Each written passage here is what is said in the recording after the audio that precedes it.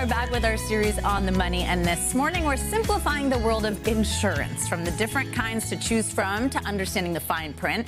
We've got financial expert Ted Jenkin here to break it all down and give us this helpful checklist. Ted, good morning. Good morning. Great to see you. So there's all these different kinds of insurance. I think maybe let's just start there with some good tips on how you know what you need, what you should be looking for. Right. Well, you know, Savannah, the first thing you have to do is to read your policy. Like the worst time to discover what's not covered is after you file a claim, but hardly ever do we read our policies until it's too late. And you've got to review your policies annually. You don't want to be overinsured and you don't want to be underinsured. What happens if you have a new driver or you have a new addition to the house? And credit scores absolutely matter here. FICO estimates that 95% of all auto insurers and 85% of all homeowners insurers use credit-based insurance scores. And of course, shop around. Every couple of years, it pays to compare your prices and get a second opinion for your policy and your coverage. Let's dive in here with some health insurance, because I think that's probably the most costly for most families. What do people need to know?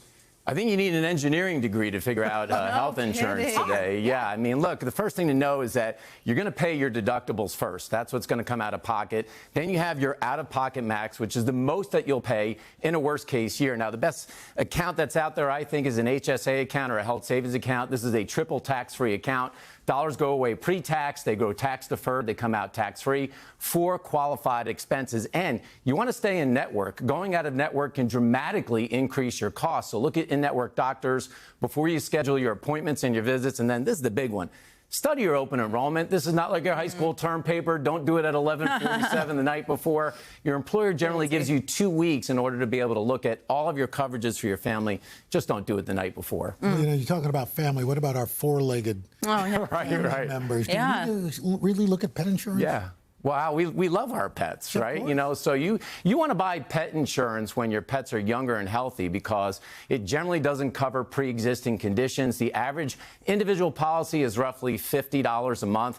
Dogs cost more than cats, obviously, on here. And remember, cats have more lives. Yeah, 9 lives, right? Yeah. Remember, accidents happen here because this pet insurance is to cover unexpected expenses, right? What happens if you have emergency surgery or a serious illness or broken bones? Not routine expenses. And you've got to know the coverage. These policies vary significantly. Review the deductibles, the overall coverages, the out-of-pocket limits. But I recommend reading the fine print. There are a lot of exclusions in these pet insurance policies that you've got to watch out for. And then just compare your costs. What I like today is a lot of employers are actually offering pet insurance as an employee benefit. And so compare that versus an individual policy. See which one makes sense for your family. Cheaper isn't always better when it comes to pet insurance. Let's talk about the big stuff, home and car. What should we know? Well, look, Savannah, your biggest risk is not a dented bumper. I mean, it's getting sued. So liability coverage here protects your savings and also your investments. And I'd spend 15 minutes to make sure this week you have flood or hurricane or theft or replacement cost coverage. That's important. And definitely know your deductibles. Remember, the lower the deductible, the higher the premium, and vice versa. The sweet spot is generally $1,000 to $2,500 for a deductible. But of course, you have to have the cash in the bank in order to be able to cover the deductible. Right. And I recommend that you consider looking at an umbrella policy. You can get $1 million insurance policy. This adds an extra layer of protection over your home and auto insurance.